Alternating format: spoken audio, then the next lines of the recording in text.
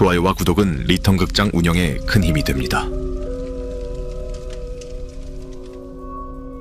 오후 4시의 햇살이 낡은 빌라의 외벽을 핥듯이 아주 느리고 집요하게 내려오고 있었다. 도심의 외곽, 재개발 구역 지정만 남발되다 멈춰버린 이 동네는 마치 거대한 늪처럼 시간마저 흐르기를 거부하는 기묘한 정적에 쌓여 있었다. 그리고 붉은 벽돌이 검게 그을린 3층짜리 건물 행복빌라의 202회는 그 정적을 깨는 거대한 육체 하나가 거친 숨을 몰아쉬고 있었다. 남자의 이름은 박달구였다. 130kg의 거구인 그는 낡은 러닝 셔츠가 터질 듯한 뱃살을 위태롭게 감싸고 있었고, 겹쳐진 살과 살 사이 땀구멍에서는 쉴 새 없이 찝찝한 육수가 흘러나와 러닝 셔츠를 누렇게 물들이고 있었다. 좁은 방 안은 윙윙거리며 맹렬하게 돌아가는 선풍기 소리로 가득 찼지만 그가 뿜어내는 열기와 눅눅한 채취를 식히기에는 역부족이었다. 방 안의 공기는 마치 물 먹은 솜처럼 무겁게 가라앉아 있었다. 그는 벽에 걸린 낡은 시계를 쳐다보았다. 그의 호흡이 점차 거칠어졌다. 눈동자가 미세하게 떨렸다. 그것은 단순한 시간 확인이 아니었다. 하루 중 그가 유일하게 살아있음을 느끼는 성스러운 의식, 바로 환기 타임이 다가오고 있었기 때문이다.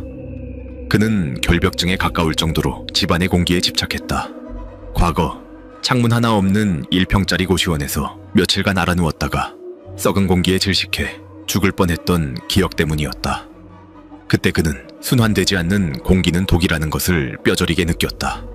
과거 특수청소업체에서 고독사한 시신의 흔적을 지우고 해충방역업체에서 바퀴벌레 떼와 사투를 벌이며 온갖 악취와 싸웠던 기억도 그의 강박을 부채질했다. 그는 사회와 단절된 채 이 좁은 방구석에서 서서히 썩어가고 있다는 자신의 내면을 부정하고 싶었는지도 모른다. 그는 하루 2번 오전 10시와 오후 4시의 환기 시간을 마치 종교의식처럼 강박적으로 지켜왔다. 그 시간만이 그가 세상과 소통하는 유일한 창구이자 자신이 아직 썩지 않았음을 확인하는 생존의 시간이었다. 그는 무거운 몸을 일으켰다. 과부하가 걸린 무릎 관절에서 뚝하는 파열음이 났지만 그는 개의치 않았다. 그는 뒤뚱거리는 걸음으로, 하지만 비장하게 베란다 창문 앞으로 다가갔다. 창틀에 두툼한 손을 얹고 심호흡을 한번 크게 한 뒤 세상의 모든 문을 여는 심정으로 힘차게 창문을 밀어젖혔다. 드르륵 녹슨 레일 위로 낡은 알루미늄 샤시가 비명을 지르며 열렸다. 그는 눈을 감고 신선한 공기가 자신의 폐부 깊숙이 들어오기를 기다렸다. 땀에 젖은 끈적한 피부를 식혀줄 바람, 방 안에 갇혀있던 묵은 곰팡이 냄새를 밀어낼 그 구원 같은 공기를 말이다. 그러나 그가 깊게 들이마신 것은 상쾌한 가을바람이 아니었다. 매캐하고 역겹고 목구멍을 톡 쏘는 폐부를 찌르는 듯한 회색 연기였다. 그는 캑캑거리며 눈을 떴다. 희뿌연 담배 연기가 찢어진 방충망 사이를 뚫고 거실로 뱀처럼 기어들어오고 있었다. 그는 인상을 찌푸리며 베란다 난간 너머 아래를 내려다보았다. 빌라 1층, 기둥만 있고 벽이 없는 필로티 구조의 주차장 구석, 빛이 잘 들지 않아 늘 어둑한 그곳에는 교복을 입은, 아니, 교복이라 부르기 민망할 정도로 줄여 입어 몸의 굴곡이 적나라하게 드러나는 남녀 무리가 모여 있었다. 그들은 마치 그곳이 자신들의 안방이라도 되는 양 바닥에 침을 뱉어 영역을 표시하고 하늘을 향해 보란듯이 담배 연기를 뿜어대고 있었다. 그의 미간에 깊은 주름이 패였다. 벌써 며칠째였다. 처음에는 지나가는 아이들이겠거니 하고 참았다. 하지만 그들은 매일 같은 시간 약속이라도 한 듯이 나타나 202호 창문 밑을 너구리굴로 만들고 있었다. 그들의 웃음소리와 연기는 바이러스처럼 202호로 침투하고 있었다. 그는 잠시 망설였다. 땀으로 젖은 손을 바지에 문질러 닦았다. 사회와의 접촉을 극도로 꺼리는 그였지만 이것만큼은 참을 수 없었다. 환기는 그의 생존과도 같았으니까. 썩지 않기 위해서는 숨을 쉬어야 했다. 그는 떨리는 목소리를 가다듬고 아래를 향해 입을 열었다. 저기 학생들. 그의 목소리는 생각보다 작고 볼품없었다. 오랫동안 사람과 대화하지 않아 쇳소리가 섞인 목소리는 1층의 소음과 힙합 음악 소리, 그리고 자욱한 담배 연기에 묻혀 들리지 않을 것 같았다. 하지만 먹잇감에 기척을 느낀 예민한 고막을 가진 짐승들처럼 그들은 일제히 고개를 쳐들었다. 가장 가운데에 앉아 다리를 꼬고 있던 남학생 최민재. 날카로운 눈매에 껄렁한 자세, 셔츠 단추를 풀어헤친 모습은 한눈에 봐도 무리의 우두머리임이 분명했다. 그는 담배를 입에 문 채 연기를 씹듯이 달구를 빤히 올려다보았다. 그 눈빛에는 어른에 대한 존경심 따위는 없었다. 그저 흥미로운 구경거리를 발견한 짐승의 눈빛이었다. 냄새가 다 올라와서 그러는데 딴 데 가서 피우면 안 될까? 지금 환기 시간이라서 좀 부탁할게. 달구는 최대한 정중하게, 아니 비굴할 정도로 부탁했다. 자신의 권리를 주장하는 것이 아니라 자비를 구하는 듯한 말투였다. 그러나 돌아온 것은 차가운 정적이었다. 그리고 이내 찢어질 듯한 소름 끼치는 웃음소리가 주차장의 콘크리트 벽을 타고 울렸다. 아, 존나 시끄럽네. 야, 들었냐? 환기 시간이란다. 민재의 옆에 껌딱지처럼 붙어있던 여학생 김아영이 기득거리며 최신형 스마트폰을 꺼내 들었다. 그녀의 렌즈가 정확히 달구의 땀범벅이 된 뚱뚱한 얼굴을 조준했다. 대박. 오빠, 저 아저씨 턱이 몇 개야? 와, 진짜 리얼 돼지네. 야, 돼지봐. 네 땀 냄새가 더 역겨워. 그러니까 문 닫고 처박혀 있어. 돼지바래. 개웃겨 김아영. 그녀의 말에 무리들은 자지러지게 웃어댔다. 마치 세상에서 제일 웃긴 코미디라도 본 것처럼. 달구의 얼굴이 붉게 달아올랐다. 수치심과 분노가 동시에 치밀어 올라 목구멍이 뜨거워졌지만 그는 말문이 막혀버렸다. 그때였다. 민재가 다 피운 담배꽁초를 손가락으로 튕겼다. 붉은 불똥이 튀며 포물선을 그리며 날아오른 꽁초는 정확히 달구네 집 방충망에 꽂혔다. 미세하게 방충망이 녹는 소리가 들렸다. 아직 불씨가 살아있는 꽁초였다. 매캐한 연기가 달구의 코앞에서 마치 그의 자존심을 태우듯 피어올랐다. 그것은 단순한 장난이 아니었다. 명백한 선전포고였다. 꼬우면 내려오던가. 이 비계 덩어리야. 못 내려오겠지? 무거워서 계단 무너질까봐. 그들은 다시 자기들끼리 낄낄거리며 바닥에 가래침을 뱉어댔다. 달구는 떨리는 손으로 창문을 닫았다. 닫힌 창문 너머로 여전히 그들의 웃음소리가 환청처럼 웅궁거렸다. 방 안은 다시 찜통이 되었고 이미 침투한 담배 냄새는 빠져나갈 곳 없이 집안을 맴돌며 달구의 숨통을 조여왔다. 그는 거실 한가운데 서서 씩씩거렸다. 심장이 터질 듯이 뛰고 있었다. 단순히 시끄러운 아이들이 아니었다. 그들은 아기를 가지고 있었다. 이유도 목적도 없는 그저 약자를 짓밟는 것에서 희열을 느끼는 순수한 아기를. 그는 밤새 잠을 이루지 못했다. 코 속에 박힌 담배 냄새가 뇌까지 침투해 지워지지 않았기 때문이다. 다음 날도 그 다음 날도 상황은 똑같았다. 그들은 정확히 오후 4시만 되면 나타나 연기를 피워 올렸고 달구는 창문을 닫은 채 선풍기 바람에 의지해 헐떡여야 했다. 땀띠가 난 피부가 쓰라렸다. 그리고 사흘째 되던 날 달구는 결심했다. 이대로는 살 수 없다고. 나의 공간, 나의 공기를 지켜야 한다고. 그는 헐렁한 반바지로 갈아입고 굳은 표정으로 현관문을 나섰다. 130kg의 몸이 움직일 때마다 계단이 삐걱거렸다. 한 계단 한 계단 내려가는 그 길은 그에게 있어 지옥으로 향하는 길보다 멀고 험하게 느껴졌다. 1층 현관문을 열고 나가자 후덥지근한 습기와 함께 익숙한 웃음소리가 들려왔다. 민재와 아영 그리고 3명의 남녀 학생이 주차장 기둥에 기대어 낄낄거리고 있었다. 그때 마침 장을 보고 들어오던 40대 여성이 그 광경을 목격했다. 하지만 그녀는 아이들의 껄렁한 눈빛을 마주하자마자 황급히 고개를 숙였다. 마치 못 볼 것을 본 사람처럼 그녀는 달구와 아이들을 외면한 채 빠른 걸음으로 사라졌다. 낡은 경비실은 텅 빈 지 오래였고 관리사무소 문에는 먼지만 쌓여 있었다.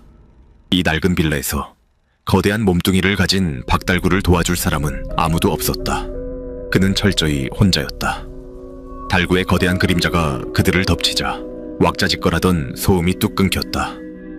민재가 삐딱한 고개를 들어 달구를 위아래로 훑어보았다. 전혀 겁먹은 기색이 아니었다. 오히려 심심하던 채 잘 됐다는 듯 재미있는 장난감이 제 발로 걸어 들어왔다는 눈빛이었다. 학생들, 내가 부탁했잖아. 여기서 담배 피우지 말라고. 달구는 최대한 굵은 목소리를 내보려 애썼지만 끝은 미세하게 떨리고 있었다. 공포가 그의 성대를 쥐고 흔들고 있었다. 민재는 피식 웃으며 입에 물고 있던 담배 연기를 달구의 얼굴 정면으로 아주 천천히 뿜어냈다. 뿌연 연기가 달구의 얼굴을 감쌌다. 달구는 기침을 터뜨리며 뒷걸음질 쳤다. 눈이 매웠다. 와, 이 아저씨 진짜 내려왔네. 아, 근데 이 아저씨 냄새 쩐다. 가까이 오지 마요. 땀 냄새 옮으니까 비계 냄새 나. 극혐. 아저씨, 샤워는 하고 다녀요? 피부 봐. 기름 흐르는 거. 아이들은 달구를 에워싸기 시작했다. 마치 거대한 초식 동물을 몰아넣는 하이에나 떼 같았다. 달구는 위협감을 느꼈다. 덩치는 자신이 월등히 컸지만 저들의 눈빛에 서린 도끼를, 그 젊고 잔인한 에너지를 감당할 수 없었기 때문이다. 비켜. 경찰에 신고하기 전에. 신고? 신고란다. 해봐요. 해보라고. 우리 촉법이야, 이 멍청한 돼지 새끼야. 아저씨가 우리 건드리면 쌍방폭행인 거 알지? 아니지. 아저씨가 우리 때리면 아동학대네. 뉴스 나오고 싶어? 동네 돼지가 동네 학생 폭행했다고? 민재가 낄낄거리며 달구의 출렁이는 뱃살을 손가락으로 쿡 찔렀다. 이거 다 지방이지? 칼로 쑤셔도 피도 안 나오겠다. 그치? 아저씨, 여기 담배빵 넣으면 느낌 나요? 지방이 두꺼워서 모르나? 한번 실험해볼까?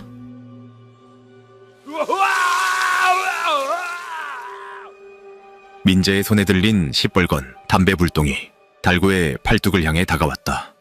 달구는 피하려 했지만 뒤에 있던 다른 남학생들이 낄낄거리며 달구의 양팔을 붙잡았다. 힘으로 뿌리칠 수 있었지만 혹여나 아이들이 다칠까봐, 그러면 자신이 가해자가 될까봐 주저하는 찰나였다. 살이 타는 소리와 함께 매캐한 단백질 타는 냄새가 진동했다. 끔찍한 고통이 달구의 신경을 타고 뇌수를 파고들었다. 달구가 비명을 지르며 팔을 휘둘렀다.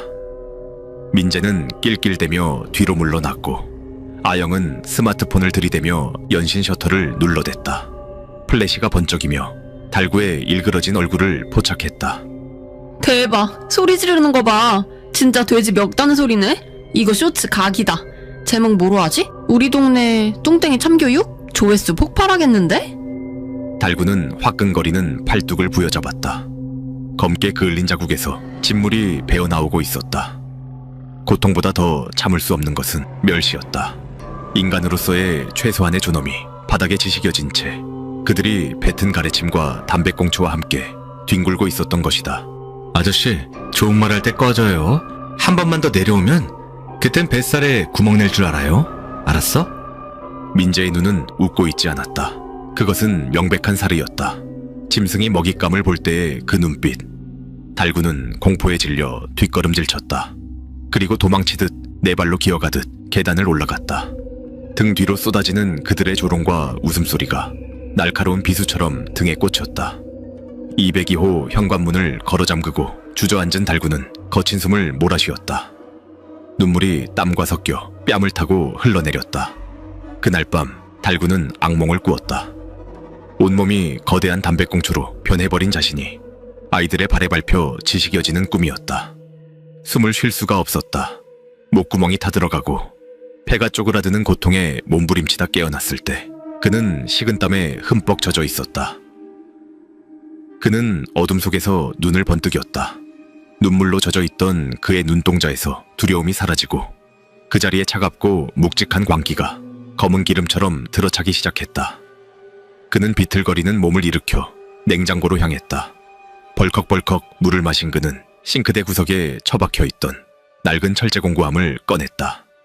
과거 그가 방역업체에서 일할 때 쓰던 도구들이었다. 바퀴벌레, 쥐, 그리마, 인간의 영역을 침범하고 병균을 옮기는 해충들을 박멸하던 그 손때 묻은 도구들. 그는 멍하니 펜치를 쥐었다 폈다 하며 나직하게 중얼거렸다. 그래, 방역이 필요해. 대청소를 할 때가 됐어.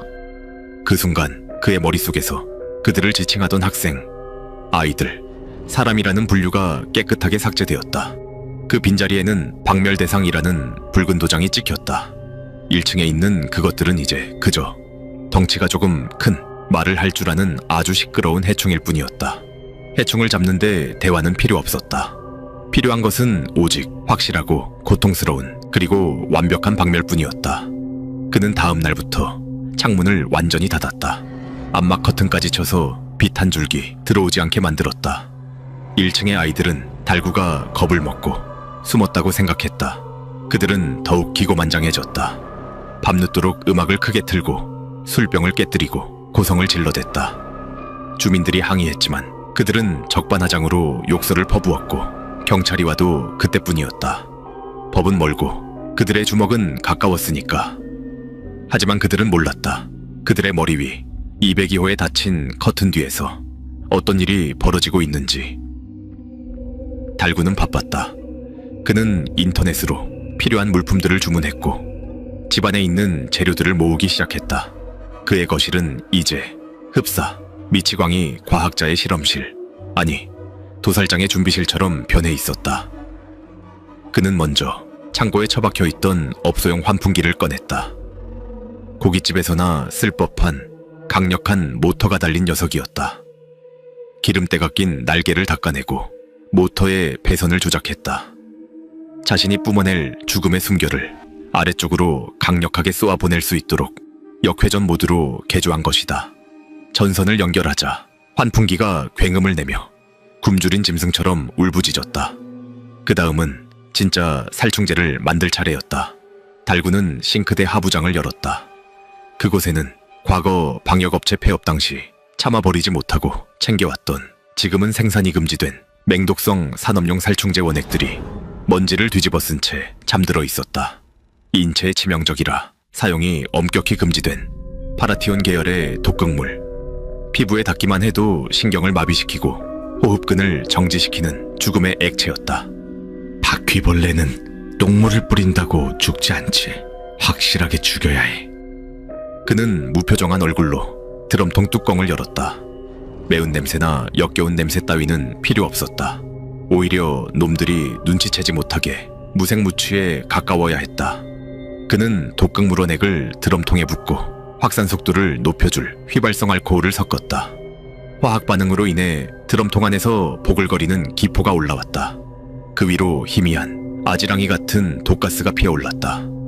그는 농약살포용 고압 분무기의 노즐을 미세분사 모드로 돌렸다. 액체가 아닌 안개처럼 퍼져나가 폐부 깊숙이 스며들도록. 모든 준비는 끝났다.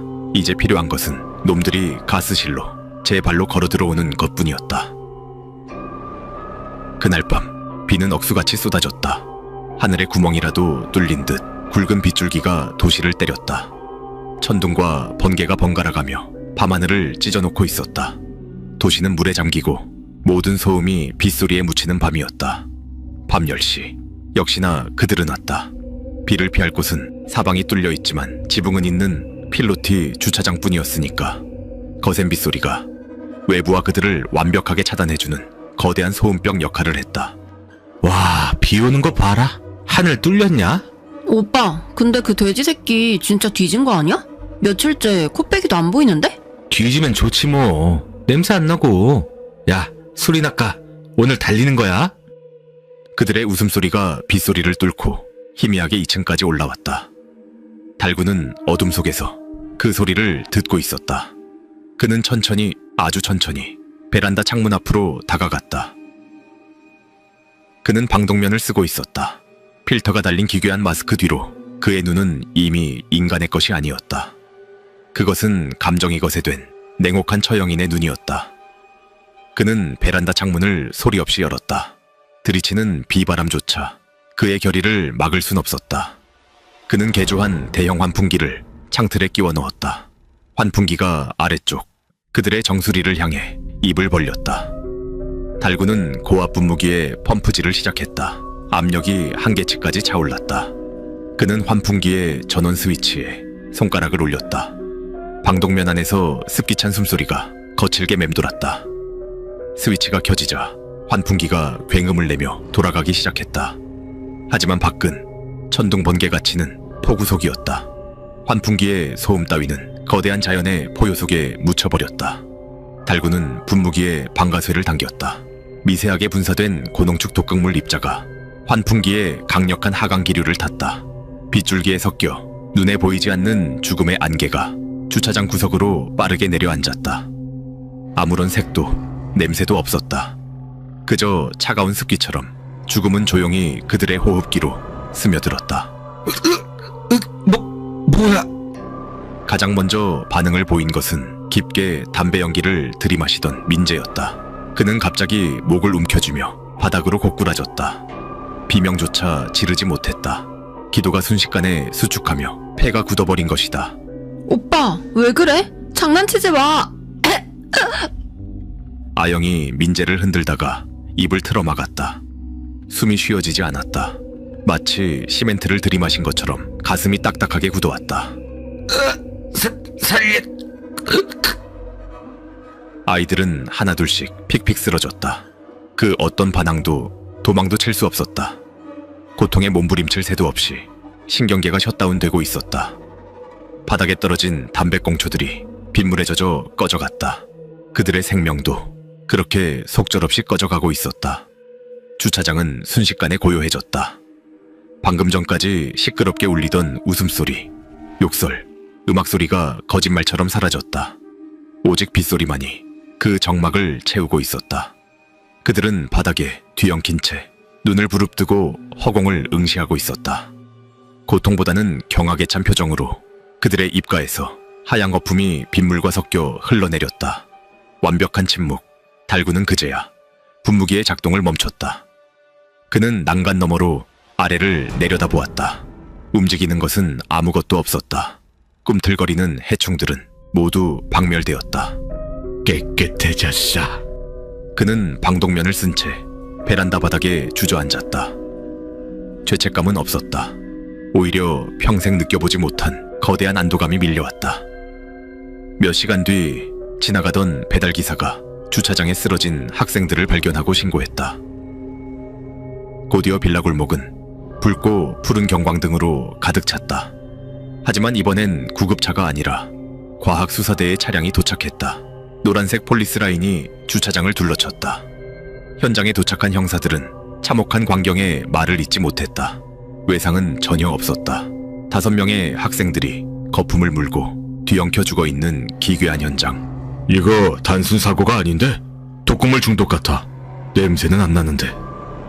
형사의 시선이 자연스럽게 위쪽 202호 베란다를 향했다. 굳게 닫힌 창문. 형사의 직감은 그곳을 가리키고 있었다. 경찰입니다. 문 여세요. 달구는 문을 열어주지 않았다. 대신 그는 거실 한가운데에 앉아 조용히 눈을 감고 있었다. 밖에서 문을 부수는 소리가 들려왔다. 현관문이 뜯겨나가고 무장한 경찰 특공대가 들이닥쳤다. 레이저 포인터 불빛이 달구의 가슴과 머리를 겨냥했다. 집안 곳곳에는 독극물 제재 쓰인 드럼통과 호스들이 그대로 널려 있었다. 빼도 박도 못할 증거였다. 달구는 천천히 눈을 떴다. 그는 저항하지 않고 순순히 두 손을 내밀었다. 차가운 금속 수갑이 그의 손목을 조여왔다. 그는 경찰들에게 끌려 빌라 밖으로 나왔다. 하얀 천에 덮인 5구의 시신이 구급체에 실리고 있었다. 오열하다 실신하는 부모들의 울음소리가 비명처럼 울려 퍼졌다. 동네 주민들이 공포에 질린 눈으로 달구를 바라보았다. 형사가 달구의 멱살을 잡고 거칠게 물었다. 야 임마, 애들을 5이나 죽여? 네가 인간이야? 왜 그랬어? 달구는 형사의 분노 어린 눈을 덤덤하게 바라보았다. 그의 표정에는 후회도 공포도 없었다. 마치 하리를 다 마친 퇴근길의 가장처럼 지독하게 평온해 보였다. 그는 시선을 돌려 텅 빈 주차장을 바라보았다. 시끄러운 음악 소리도 담배 연기도 조롱 섞인 웃음소리도 없는 완벽하게 조용한 그곳을. 달구가 입을 열었다. 그의 목소리는 작았지만 소름 끼치도록 또렷했다. 조용하네요. 뭐? 이제야 환기 좀 시킬 수 있겠어. 형사는 할 말을 잃고 그를 쳐다보았다. 달구는 경찰차 뒷좌석에 밀어 넣어졌다. 경찰차가 출발했다. 빗줄기는 잦아들고 있었다. 달구는 차창 밖으로 스쳐 지나가는 도시의 풍경을 바라보았다. 자신은 이제 감옥이라는 더 좁고 폐쇄된 공간으로 가게 될 것이다. 그는 숨을 깊게 들이마셨다. 비록 경찰차 안에 텁텁한 공기였지만 그에게는 그 어느 때보다 상쾌하고 깨끗한 공기였다. 그의 입가에 옅은 하지만 섬뜩한 미소가 번졌다. 방역은 성공적이었다.